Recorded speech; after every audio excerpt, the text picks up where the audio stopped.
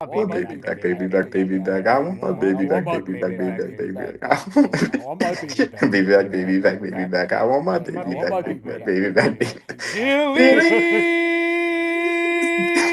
baby back Baby back ribs. ribs. Baby back ribs.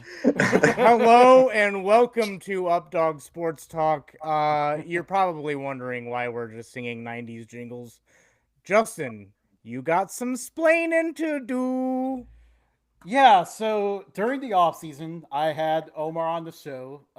We were previewing the American, and we somehow ended up on the tangent about silly college football bets that happen. And I believe Omar's exact words were, "I never do this, but this one time, I'm so confident Memphis will beat UAB that I'm going to go ahead and do that." Omar, you can expand upon that as much as you would like. Um, Yeah.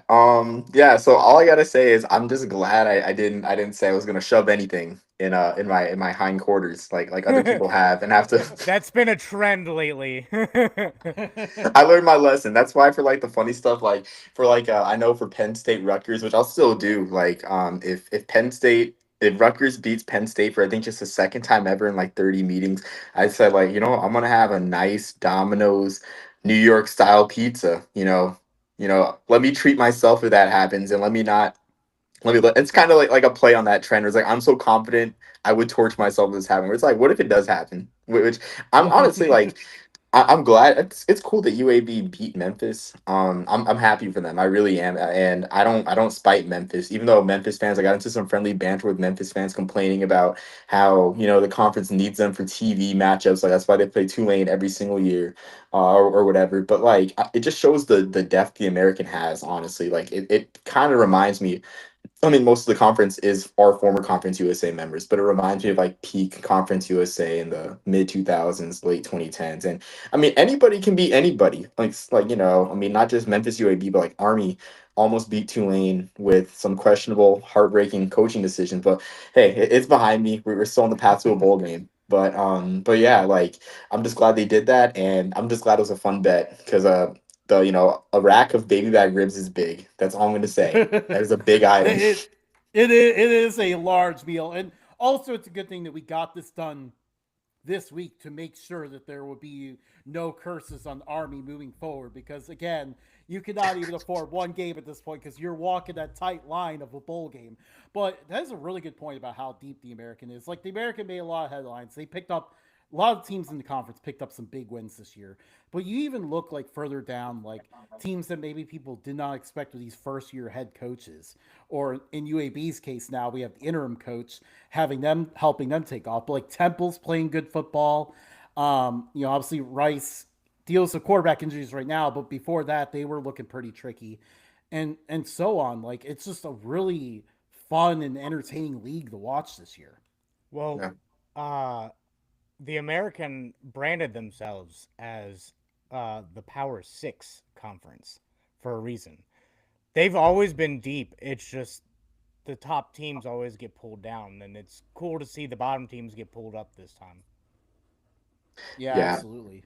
I mean, Memphis just got pulled down, I guess, but like other than that, I mean, speaking of ribs, Justin and I went to Dallas, and we went to this place called Terry Black's Barbecue, and it was our first experience, and it was fantastic. We give free food shout outs all day.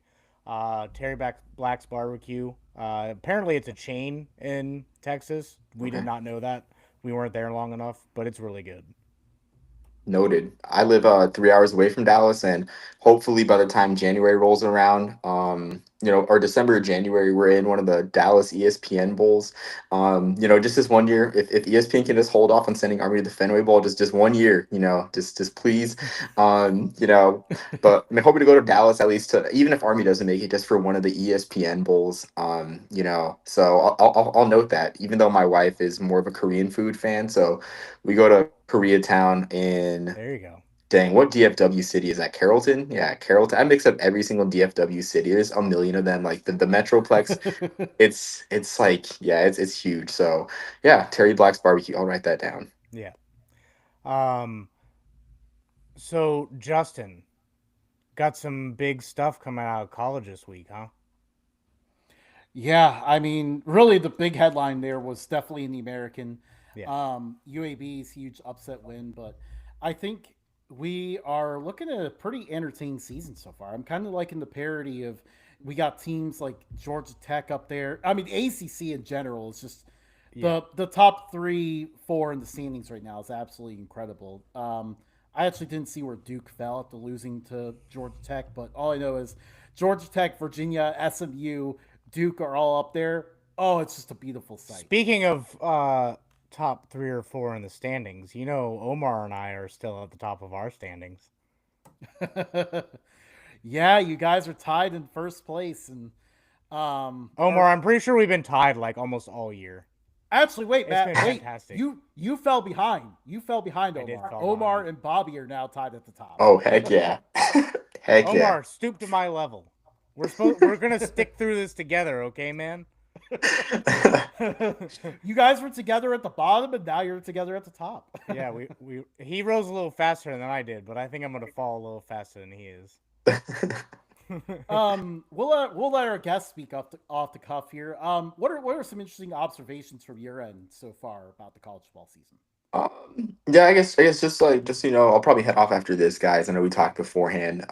Because I'll be honest, like I don't really watch NFL other than Monday Night Football, so can't really contribute much there. But yeah, I guess observations really. I feel like the ACC is kind of regressed to like not really regressive. That's like as if it's a bad thing, but I feel like it's like in its 2000s form, where I remember like there was a particular year where in the BCS where Virginia Tech had like 4 losses and still made when the conference had the or went to the Orange Bowl, and the next year was Georgia Tech. So I think I'm not sure what it is about the ACC, but like whenever there's not a power at the top, like it's like this sort of like power vacuum, and it's really interesting to see it. Like even if you dig back deeper in their history, like the ACC has definitely had that power vacuum at the top. So that is interesting to me. But I think I think someone noted this. I want to say it was like Cameron McPherson, good friend, good online friend, mentioned that like he hates that it's the way with conferences, it's who you don't play rather than who you do play and who like the best team is. And I think that's like becoming pretty clear with like the ACC, where last year we could add 3 unbeaten teams in conference. This year, I don't even know who has like the best path, but like we have that discussion instead. Like the best team in the conference, I think, is Georgia Tech, but they could end up. And I don't even know what their schedule is, what their schedule looks like beyond this week. But like they could end up getting screwed per se because Virginia has a more favorable conference path, and they avoid Miami, and I think Louisville as well.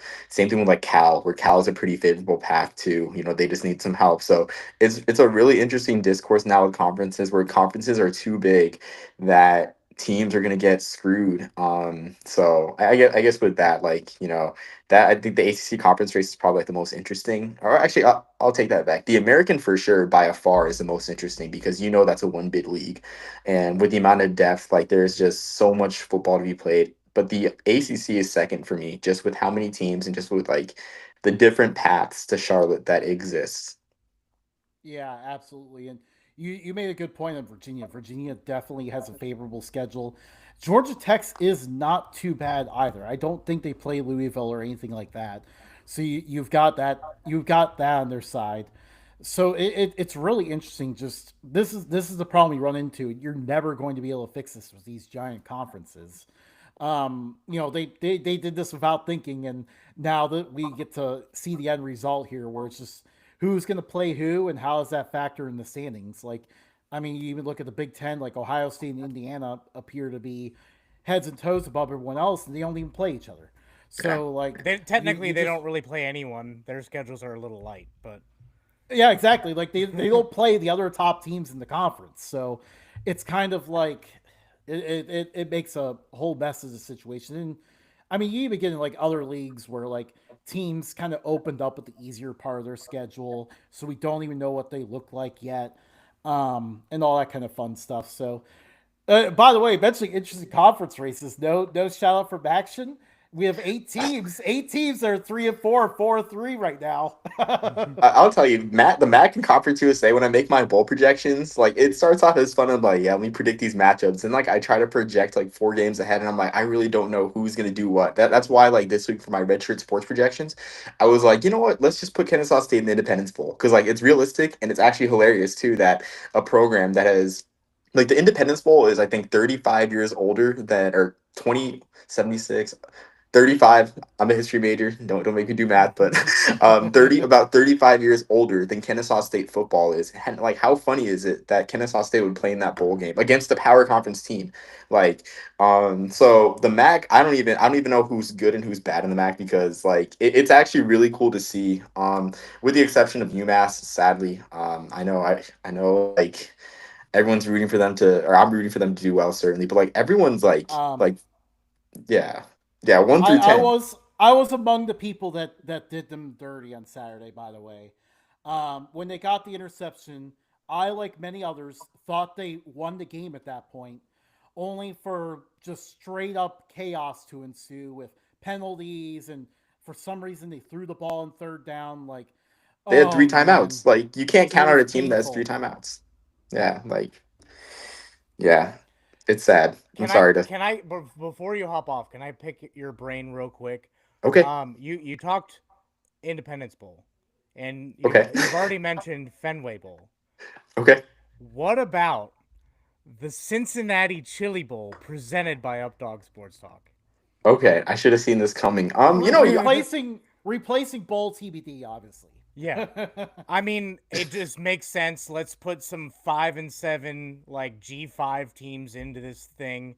Get some sweaty guys and some hot dog costumes with Cincinnati chili on it, doing like a little race at halftime. Make it a party. Throw some fireworks out there. What do you I think? will say Get a DJ.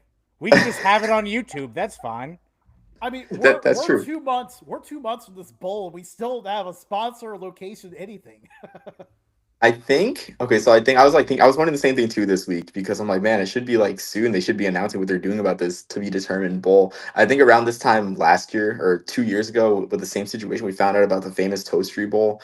But yeah, it is quite perplexed. But yeah, I mean, I'm longing for a chili bowl. But I mean, if I think Matt, I think it's you that one that had the TQL Stadium guy talk to you at work. I Yeah. mean, you got to weigh in, for the Victory Bell next year. That's still definitely on the early list. Like there is just so many games next year. I'm like, it's actually overwhelming. Like I don't want to overwhelm my wife with like driving and stuff like that. But I'm like looking at it. I'm like, man, Cincinnati's kind of a 11-hour drive, but that's doable. We can You stop know at what's St. funny? Louis. You know what's funny about that guy? He like mic dropped. He like mic dropped, left, and never came back. Never saw him again.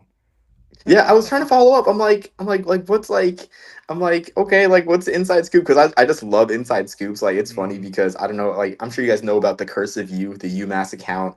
That's like pretty prominent. Like for the last year, I keep asking like, hey, any scoop on the Hawaii game? Hear anything from Bamford? Bamford sent an email to to season ticket holders because like that's how I found it the first time. I'm like trying to scoop that because that's like legitimately like an interesting game that like like why not check out like going to Hawaii like so but it's funny too because I will disclose this before I sign off. um there was a plan in the works, talking to a certain UMass account, and I don't know if this is going to make like group of five tabloids or Mac tabloids, but like we were talking about bringing the Southwick jug, the Yukon UMass trophy that happened. Like we're talking about bringing that to the UCF game. And I think I told either you or I think I told either you or Matt actually, Justin or Matt. So but yeah, I guess like now it's like the first public reveal, like some drama. But we were talking about bringing that to the UCF game, like finding out, a way to get it shipped down there to kind of celebrate UMass's 1964 Tangerine Bowl team. But of course, Ryan Bamford, maybe caught wind of that and it's like, you know what, no fun for you, Burger Popper and UMass Nation. You're gonna have to wait 3 years for that one. Since you started down that road, you want to do a quick plug, and then if you Okay. got a dip, you can dip. Yeah, so before I go, man, like I'm kind of scaling back like a little bit, just like with the baby being born and everything. Um, Congrats. Thank you. Thank you. I'm also the type of guy to like not mention unless it comes in, unless I have to explain myself and it comes in the conversation. So it's like it's not like I'm ashamed or anything, but I'm just that type of guy where it's like, I'm not gonna be like, hey, I had a baby, guys. Mm. Had a baby. But we're she's so precious, honestly. Like, yeah, I've been just watching college football late at night with her. But yeah, so I've been scaling back probably to the end of this year, but most of my work's on redshirt sports and as for football. And then I do freelancing with Hustle Belt, the Mac site, as kind of the UMass guy. So I enjoy, like, I covered that program because I grew up in New England. I knew what the program looks like when it could be good, and everyone just loves rooting for an underdog. I know, Justin, you got the New Mexico State year on, and Matt, you got ULM. Like, when those teams make bowls, it's cool. Like, Mm. it's cool. Excuse me, it's fun. Like, I went to the 2023 New Mexico Bowl visiting my family for Christmas break. And it's like it's just a fun time celebrating those programs. But and then also too, we have the podcast, me and Jackson's been doing a great job doing solo work, finding guest hosts, just with me kind of taking a break until things kind of calm down with our baby. But that's the hardware pod. The profile picture is a Getty image of Steve Styles being revived into consciousness in the 1966 Rose Bowl. You can't see it, he's like literally getting propped up onto his feet after making the game-winning tackle and losing consciousness. Probably one of my favorite bowl games of all time. But yeah, you can just find me there. And then of course, anytime people invite me or I make dumb bets and have to come back on to explain myself and cash in those bets. So thanks, guys. I always enjoy talking to you guys, and Yeah. Love yeah, having you just on, man. Appreciate you. Yeah, yeah. it's a blast Thank every you. time. Thanks, Go guys. give give that little baby a hug, all right? Thank you. Of course, I will. Thank you. Yeah, and enjoy some weeknight Q sub. Oh yeah, I know. I'm already missing it, Baby in especially Mexico State. arm on the couch. Yeah. Yeah. Yep. All right, guys. Thank you. All right, Omar, we'll see you, man. All right. See you See guys. ya. Always a good conversation with Yeah, Omar. Love always a having him lot of on. fun.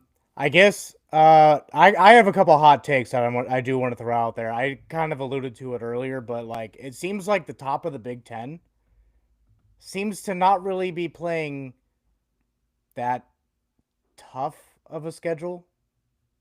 What do you think, Justin? It well, I mean, again, like I think Penn State was supposed to be up there. Penn So State was supposed to be what up there. Texas when was supposed to be a when good Penn opponent. State when Penn State was supposed to be good, like that was supposed to make the whole thing like work with like Ohio State and Indiana schedules, and then now fell off. I mean, Indiana did not play an easy schedule. They faced the brunt of it already. They've already Mm. gone through the worst of it. They've gone through Illinois, beat Oregon at Oregon, and Now now they they're have the kind of majority of the old what was it? Big Ten, was it Legends? Was the kind of western half of Big Ten? oh, what did they do there? There was a weird, yeah, No, because like Legends was, I think, Ohio State, Michigan, and them. yeah, I'm trying to remember what the whole Legends Leaders thing was. That thing was, oh my god. How has the Big Ten like got this good of a reputation? Man, they have the worst ideas. Yeah. I'm sorry, I'm sorry, Big Ten fans. We're in Big Ten territory, but man, I mean the Legends Leaders thing was Hey, just cringy. They we're added on Justin. Rutgers We're and on the eastern edge of Big 12 country, baby. actually, if you look, Cincinnati is the epicenter of all of them. Yes, it Because like within a overlaps with 2 hour, almost every conference yeah, except for yeah, like in the Pac 2 hour two and radius, we have Big Ten, we have Big 12, we have ACC, SEC, and Maction. Expanded out another couple hours, and you've got Conference USA in there too. yeah, Actually, I think if you expanded out another couple hours, like you got Conference USA and Sunbelt. yeah, So again, we're in the epicenter of everything yes. here in Cincinnati. Love it. Any parting thoughts on college football before we move on to our other topics? Not until we get to our week. We're at week 9 now. Wow, Yeah. week 9 picks. But Uh, Matt, let's go to the NFL for a minute. it was an easier transition with Omar to just do college instead of having him wait. So the NFL has been the wild, wild west. Buffalo, sorry, Justin, started the year off damn near perfect. And before the bye week, they dropped a couple games. Well, and you know Well, the we refs kind of dropped the learned. one game, but we kind of learned also that the start may have been related to playing four opponents with three total wins. Yes. So there's that as well. Needless to say, a lot of concern in Buffalo right now with pretty much everything other than Josh Allen at this Yeah. point. Well, the Bengals had their concern, and then they trade for Joe Flacco. Still elite. He proved that facing the Steelers. Steelers did not look good. Like Aaron Rodgers looked good, but the Steelers overall did not look good. Yeah, basically Well, Flacco minus decided he was gonna. the one pick, but Obviously, like I did not watch it because it was on Thursday night, and my rule is Thursday nights belong to college football. But fair enough. basically, from what it sounds like, Joe Flacco just decided to throw it to Jamar Chase and dare the Steelers to stop it, and the Steelers never stopped it. No. So the Bengals are still kind of in the AFC North conversation. The Steelers still lead it. The Ravens are coming off of a bye, so we'll see if they can get any momentum back. And the Browns, they won a game outside of Oh, Joe Flacco. So, um, yeah, looking up in the AFC North. But when you look over to the NFC was the big question mark anyway. We thought, okay, here's the Eagles. Who else can compete? Well, the Eagles dropped a couple games. Uh, the Rams dropped a couple games.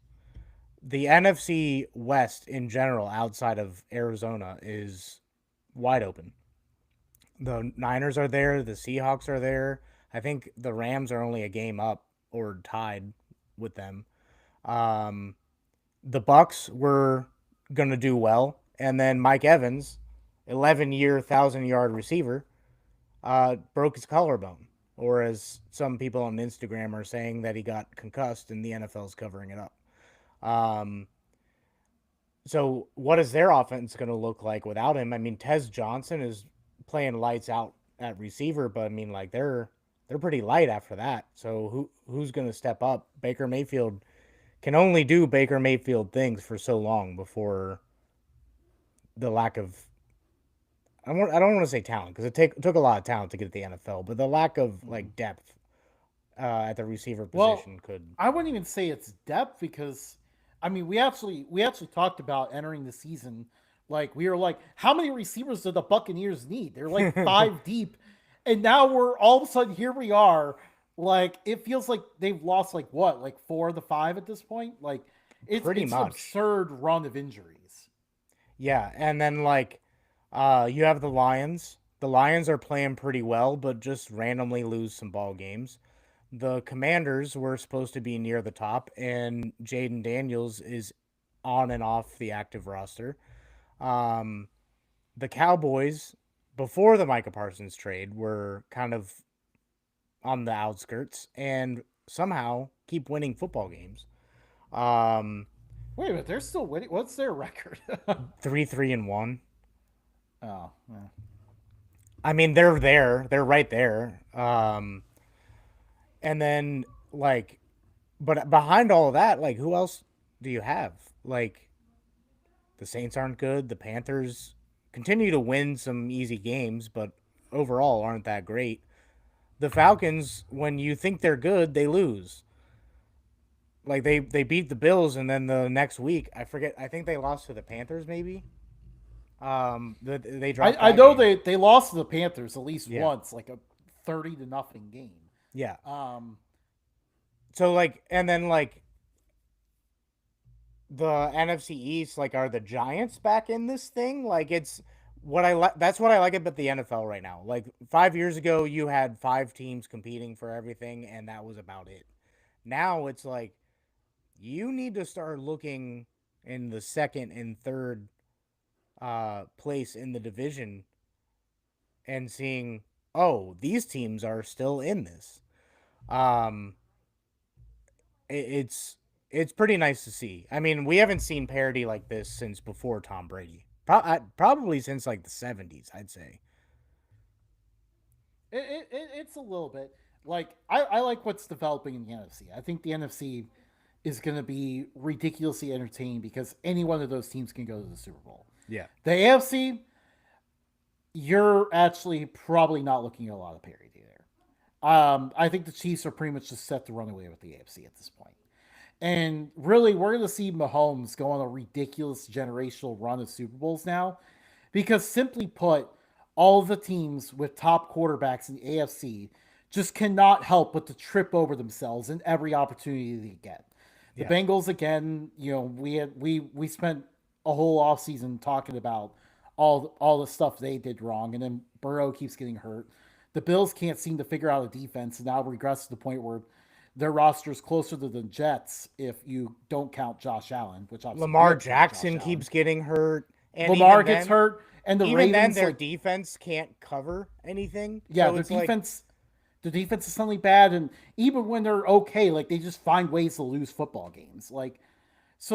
That's all your top quarterbacks in the AFC. You have some other teams that are doing Chargers are well, up there, but yeah, but but they're without a running back now. So it's like like they're desperate for a running back, and without a run game, they're not going to be able like Justin Herbert's going to be able to win some games still, but without a run game in the NFL, it's hard. And we saw yeah. that from the Bengals every week except for last week. So like Well, last week they still I don't think they did a run game. Still, they just threw it to Jamar Chase. they had like 200 yards rushing. Oh, really? Wow. Yeah, Okay. like Chase Brown had like 129 or something like that. Wow. Shout out to the intern. He's been holding on to Chase Brown desperately on his roster, and finally paid off. Yeah, and then like the Eagles are good, but like there's some games their offense gets less than 100 total yards. And then there's other weeks where, like last week, where Jalen Hurts puts up 360 passing yards and 3 touchdowns. Um, so it's really cool to see that like we don't know where the rest of the season is gonna go because the Chiefs, we've seen them as a beatable team. Like teams can beat them. Um, the Bengals can randomly pull good teams down, but then go on a long losing streak. That's kind of been the Bengals mantra for the last like 30 years. Um, the Ravens, I mean, they have all of the talent in the world. They could just randomly pop in and just rip off 10 wins. So like the NFL wide open. It's going to be a fun time to watch. And then now they're getting like some of the teams are getting their like other uniforms out there. So it's pretty cool to see. Did have you been following along with Travion Henderson after he left Ohio State? So not really because when they played the Patriots, he didn't play at all. You know he hasn't really played at all. Like Yeah. at all. Like Ramondre Stevenson keeps fumbling, and then they somebody else got hurt, and then they brought in some other guy, and you're like, who the heck is this guy? Why isn't Henderson going? So I don't know what's going on in New England, but I mean they're pulling off some wins. Drake May is looking pretty good. Um, any now that it's like wide open, any thoughts on who the Chiefs might face In the AFC or NFC? in the You Super are you Bowl? talking about AFC Championship or you're going Super I'm Bowl? going Okay. straight to the Super Bowl, baby. Yeah, yeah, because I mean, again, like you could because no one else can quit pissing down their leg. I think you could chalk to the Chiefs to the Super Bowl just by default. Um, but man, I cannot even figure out who they're gonna play because the NFC is just so. My pick right now is probably the Packers. I like what they got on defense. Offense is in a little bit of a funk right now, but I think they'll figure that out. And again, like you can figure out ways to scheme up your offense for the playoffs, but defense is usually what's most important that time of year, and the Packers definitely have that. Yeah. Um. Any parting NFL thoughts? Nope. Unless you want me to go on another Bills rant, but I think I'm good on uh, that. 3 straight weeks of that, I think we're good. Yeah. um, I think it's time for our picks. The segment you've all been waiting for, Week 9 picks. Um, this is our pick'em segment where the three of us on the show do our picks. Obviously, the intern could not join us tonight, so we'll just mention his pick. And we do this pick'em competition against Omar, who joined us earlier, Bobby of the TNT podcast, a good friend of ours, and another good friend of ours, CFB Home. So we do this competition against all of them, and we pick a game around the college football landscape from each conference. So that is all 10 FBS conferences, and we also do one FCS game of the week as well. So it's a fun competition we do each time, and usually we try to pick those more under the radar games. There was one I messed up on this week. We'll get to that in a moment, but anyways, so we go to the American. We have an awesome showdown here. It lost some juice, but because of Memphis's upset to UAB, which of course led to what we had in our intro today. But the USF Bulls rolling right now. I think they're number 18 in the polls. Memphis obviously just coming off with a tough loss. Can Memphis rebound here in the Liberty Bowl, or will USF keep it rolling? Matt, what do you think? I think USF keeps it rolling. I think they're a slept on team. I think this is going to be a great game. I think if you break it down, you can't go wrong with picking either team. Um, I guess until the clock hits zero. Uh, I just think that both teams are just stacked, and I think that neither team is getting the attention they deserve from big media. I just personally like South Florida. Um, I think South Florida has great coaching, great special teams, really good defense. I think they got it going on. Yeah, absolutely. I think the other key factor to watch here is what is the status of Brendan Lewis, Memphis's quarterback. Which, by the way, nothing was made of that. By the way, the fact that Brendan Lewis got hurt during the UAB game. If Memphis, keeps winning, like they pull an upset here, they probably still will not get ranked because nobody that does the polls realizes that happened. That's another story. But anyways, I am concerned about his status here. If he does not play, the freshman Hill will play. Him and the offense kind of had some clunky moments there. Obviously, most notably, the penalty-ridden six-play failure at the goal line to lose the game at the end. So I don't feel good about Memphis's hopes in that regard. And again, like I just like what USF offers in the trenches. This team is so good up front. Their defense is very underrated. And of course, we know they're going to pull off something on special teams again because this team has just been making awesome special teams plays all year long. And the intern is riding with us too. He has USF as well. So, an Updog sweep on that one. Obviously, we'll be releasing the picks tomorrow, so you'll see the rest of them. But yeah, an Updog sweep on that one. So, we go to the ACC now. We briefly mentioned earlier SMU, kind of the forgotten undefeated team that's undefeated in ACC play so far. Obviously, Virginia and Georgia Tech look really good. They are both ranked highly. But then you got SMU. Kind of got kicked around a little bit again by Big 12 teams in the non-conference, but then now all of a sudden here we are, they're in ACC play, they're undefeated, just smacked around Clemson on the road. Now they hit the road again to take on Wake Forest, who's quietly sitting there at 4-2. Can the Demon Deacons pull off the upset here, or does SMU keep it rolling? Nothing says Atlantic Coast better than Dallas, Texas. It's the funniest. It's the funniest one because like they don't have anybody else close to SMU. I do like SMU though. I actually wasn't gonna say that. I was gonna be like, that's Dallas. Um, But yeah, I like SMU. I think they're starting to get back to what they were back in the day before they got the death penalty. Cool to see. Love to see it. Yeah. Um, so I decided to go against the grain here. I'm going with Wake Forest in the upset here. I still don't know what to think about SMU's defense. There's still enough inconsistency for me to worry about that a little bit. So I decided to go against the grain here, go with the Demon Deacons in an upset pick. I think Wake Forest is kind of a little underrated. Like this team, they had the Thursday night loss to NC State. They also they probably should have beaten Georgia Tech. So this is a pretty solid team.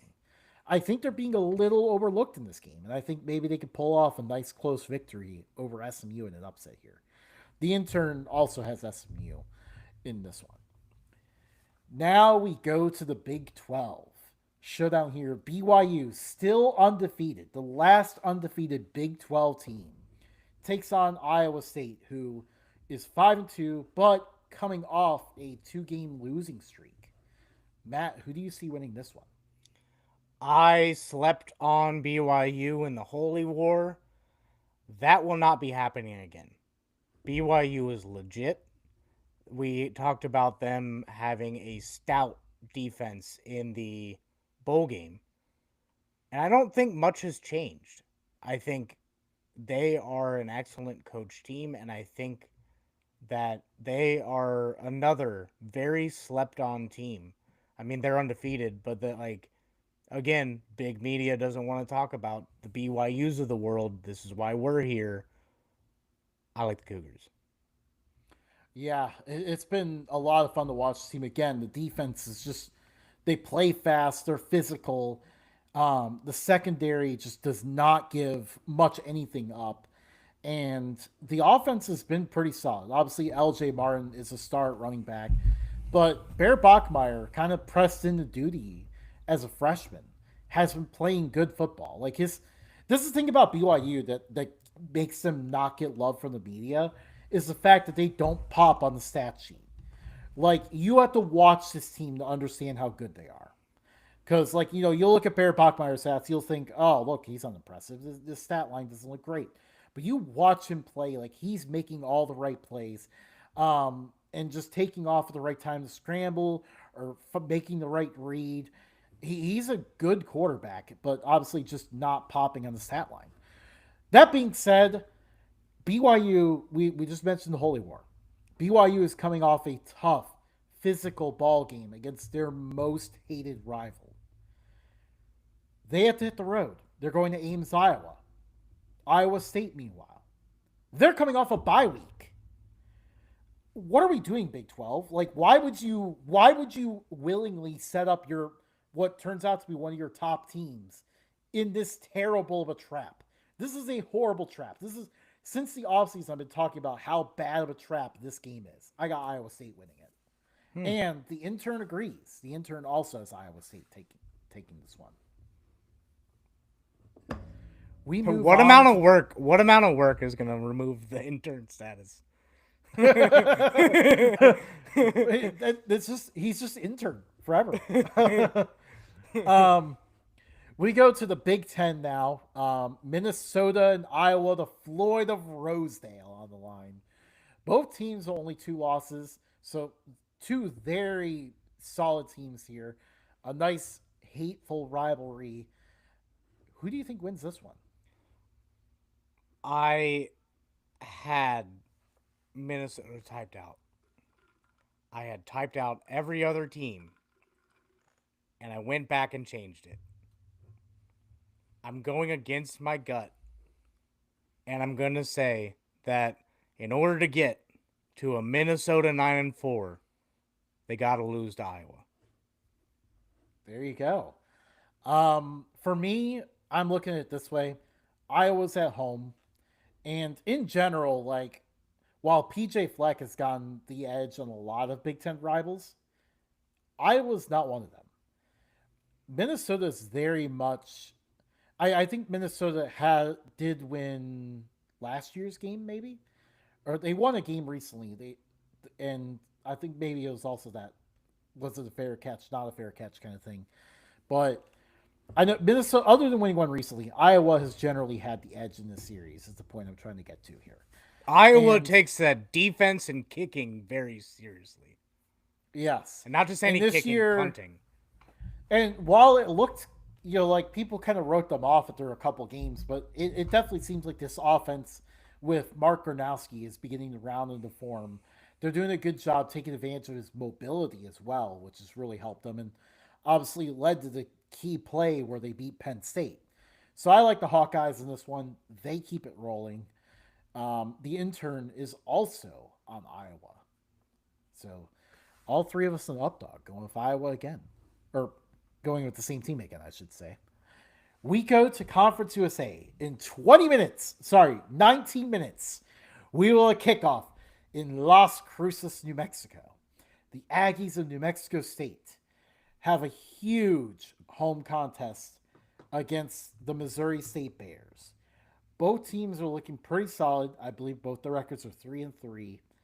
And really, the winner of this is feeling good about finishing with 6 wins. Who do you think wins this one? First year teams are legit this year. Missouri State. I love New Mexico. I love me some New Mexico State. But I think Missouri State is going to shock the Conference USA. Ooh.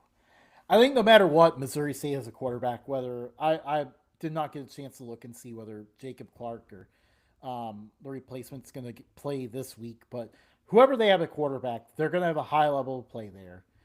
Both guys have been doing a good job, and really, this Missouri State team has been surprising. But that being said, I mean, come on. Do you think I'm picking against the Aggies in this one? Not a chance. New Mexico State has been really good at home this year. They've been exceptional at home, so I think the Aggies take this one because of home field advantage. They're playing very good there. I think I kind of repeated myself a few times, but you get the point. And the intern also believes in the Aggies' home field advantage. He's got New Mexico State as well. The Aggies recover from a pretty heartbreaking loss last week against Liberty. You know the best thing about having our own podcast, Justin? What's that? You know the best thing about having our own podcast, Justin? What's that? We can just repeat ourselves all we want. That is We're true. not We getting can. paid a thing. Okay, we go to Maction. This is actually low key like a huge game in the MAC. Western Michigan at the Miami Redhawks. Both teams undefeated in conference play so far. Both teams on the hot streak after a slow start to the year. Who do you think wins this one? I think Western Michigan pulls it out. I mean, Miami, we have had them as favorites for what, 2 or 3 years now? And it seems like they falter early to mid-season and then go on a run to kind of just barely miss things. I think that's going to be the same case. I think Western Michigan has kind of surprised some people, including me, and I think Western Michigan can keep this thing rolling. Although I Fun, will say that Miami had super dope uniforms last week. the Swersy. Mm-hmm. So actually, fun fact: Western Michigan is currently tied for the nation's lead in sacks. This is a defense that gets after people. That being said, you got a good counterpart on the other side there for Miami. You got a quarterback in DeQuan Finn who can move and get away from that pass rush. And also, to take pressure off of him, Tracy at running back has been playing really well.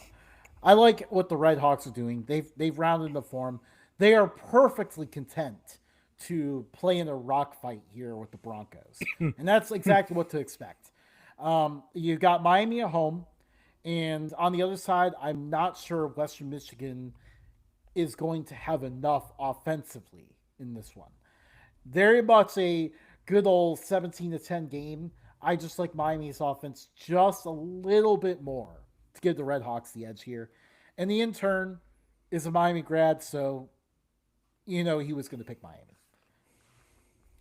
We move to the Mountain West, and man, like this is in the group of five. Like the group of five is really the showcase this weekend. Like the Yeah. group of five has incredible games just all over. So we go to Mountain West, San Diego State and Fresno State, the battle for the milk can. San Diego State with only one loss so far. Fresno State with only two losses, but obviously had a bit of a rough one before the bye week there. Both teams are coming off a bye week, by the way. Who do you think wins this one? I think the Aztecs are very solid. We spend a lot of time talking about the Boise States and the UNLVs kind of slept on the Aztecs because of that. So they're legit. They're here to stay. I got them winning. Yeah, I cannot pick against this defense. I know this is at Fresno State, so that'll be a factor. But man, this defense has been incredible this year. And we talked about this. We actually did talk about this a little bit last week when we were talking about teams that have kind of surprised so far. And obviously, San Diego State has surprised as a result of how great their defense has been. Um, Again, like they've gone, I think, 4 of their 6 games not giving up a touchdown. EJ Warner has been a little too keen to throw picks. Sometimes too much is on his shoulders there, and turnovers are going to be an issue here. You cannot continue to feed this team, especially with running back like Lucky Sutton, who's been eating up yardage for the Aztecs too. I thought This you were is going just to a say he's really been lucky. lucky to find the end zone. But yeah, this is a really good San Diego State team. I like what they're doing. Definitely not enough conversation about them winning the Mountain West. Give me the Aztecs in this one. The intern does disagree with us. He has Fresno State. Ooh. We go to the Or Pac as my 12, my daughter calls them, the scary dogs. the scary Fresno dogs. State. Fresno State. Oh, that's great. We go to the Pac 12. This is a pretty cool matchup. Toledo at Washington State. Um, this one's on the CW in the afternoon. Very, very. I wish this one was after dark, though. I think this would have been a fun after dark game. But, anyways, whatever time of day it is, it's in the afternoon. The CW, it's going to be a lot of fun. Toledo looks to get back in the track a little bit more here. Obviously, picking up a notable win over Washington State would definitely help do that. Washington State, meanwhile, is quietly improved. They gave Virginia and Ole Miss a tough time back to back weeks. So this Cougars team is definitely rounding in the form here. Who do you think wins this one, Matt? Toledo is wildly inconsistent, but they are a really good team. I think this is when they swing into the they can beat bigger programs. Uh, I like Toledo. Well, I got to go with Washington State on this one. I had to go back. I had to do the count. This is game number 7 for Toledo, which is an odd number game. So far this year, Toledo has not played well in odd number games. Their even number games, they have blasted whoever they played, but their odd number games has not been good for the Rockets. So that is against them. And obviously, playing at a tough environment in Pullman, Washington is definitely a new place for them. So I think that can kind of play a factor as well. So I've got to. I hate to ride against the Mac, but I got to go with the Cougars in this one. Intern Tones agrees. He has Washington State winning as well. Did you This is say that. this week is week 7 for them? This is their 7th game. Yes. This is their 8th game. They're 4-3.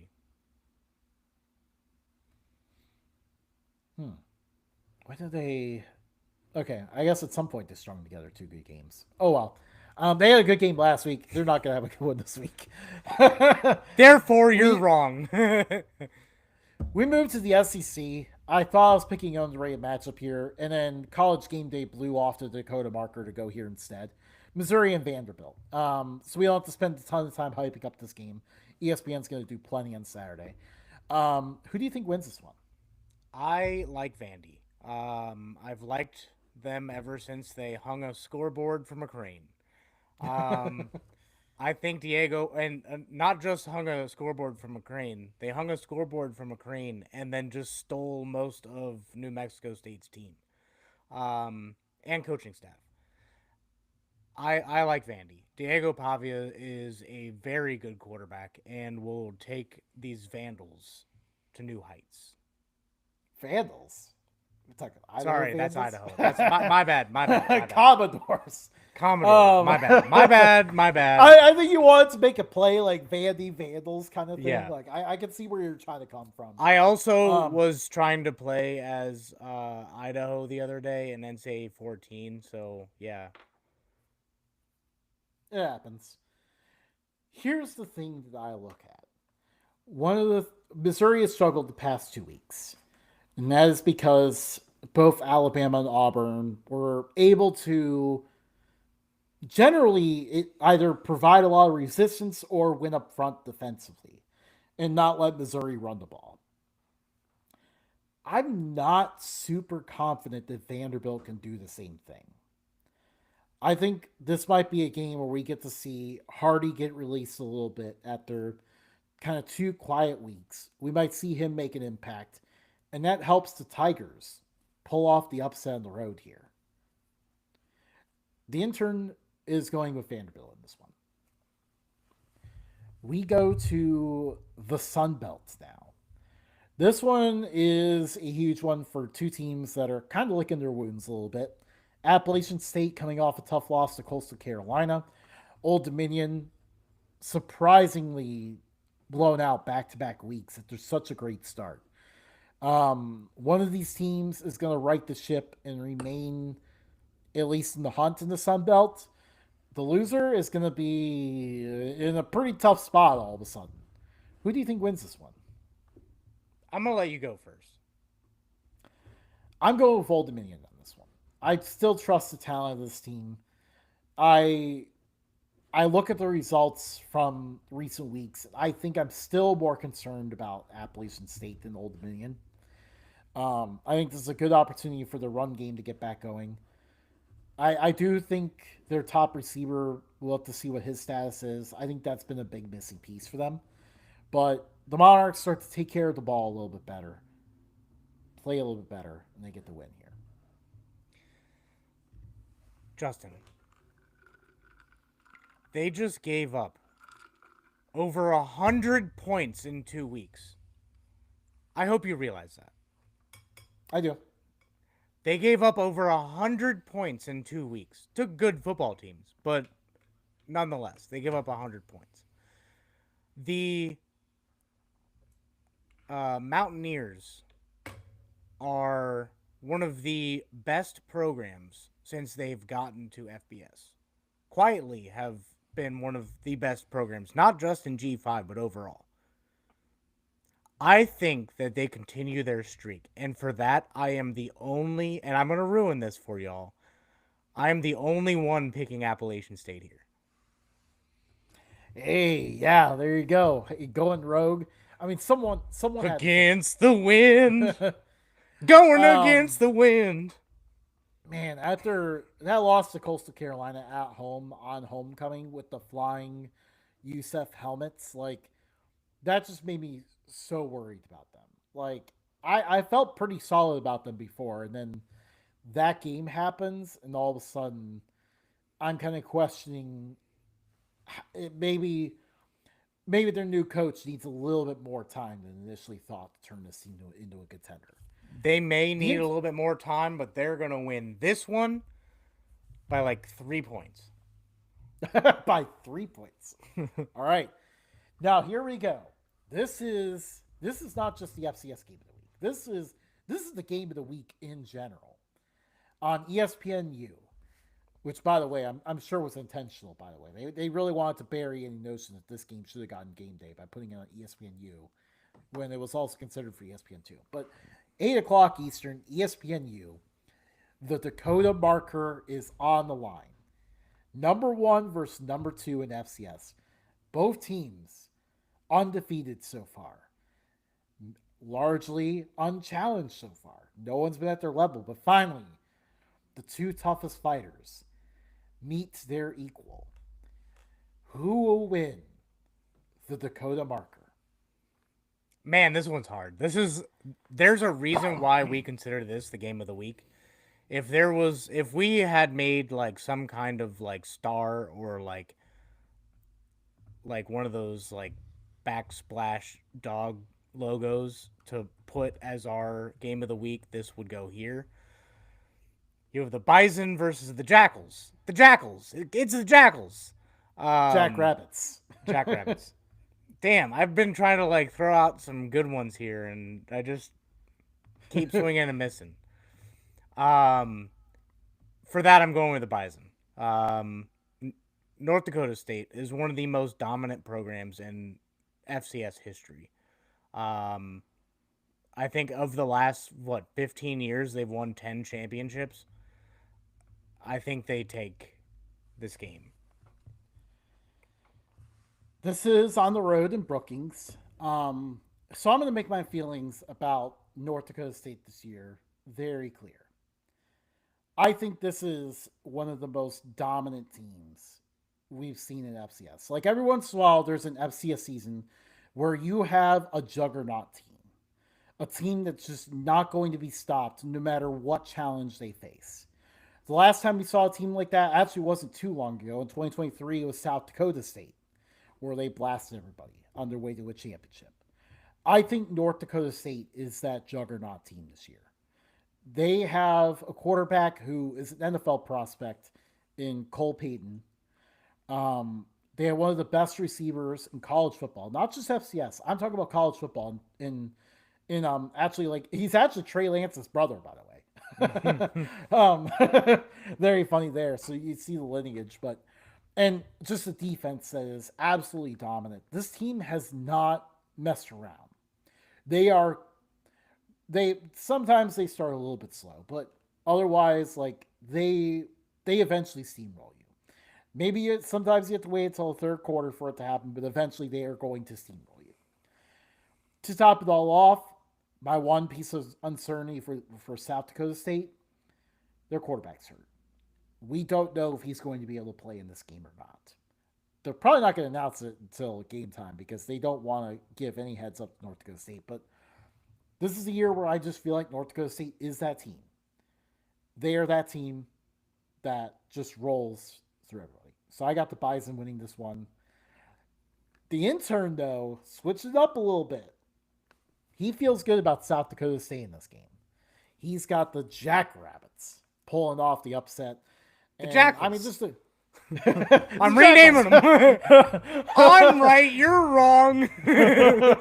Oh man, I cannot believe you had a whole bit based off of mixed up in the last name. It's been a long week. Yeah, this game, whether it's your TV or quad box, you gotta make sure that you have this one on because Yes. this is gonna be an awesome game. It's gonna be a total slobber knocker for sure. Like you're gonna see some really good defense, This will especially be on while I'm in the midst of writing my third essay in 3 days. that's painful. That's Yeah. painful. But yeah, Don't go back to school if you're in your 30s. It's not what you think. I have a 4.0 though, so I can't complain. Hey, but yeah, no, it's gonna be one of those heavyweight fights. You know, you're gonna see some small punches thrown in the first half. Second half is when you're gonna start to see the big punches go in. Cannot wait for this one. Yeah. Some good games this week. And a lot of you who haven't seen this before are probably like, why the heck did they choose these games? Because we are picking the underrated games, not the best game overall games. Yes, we did Vandy and Mizzou, but That was a complete mistake by me. I was not supposed to do that. I had it picked before they announced the game day location.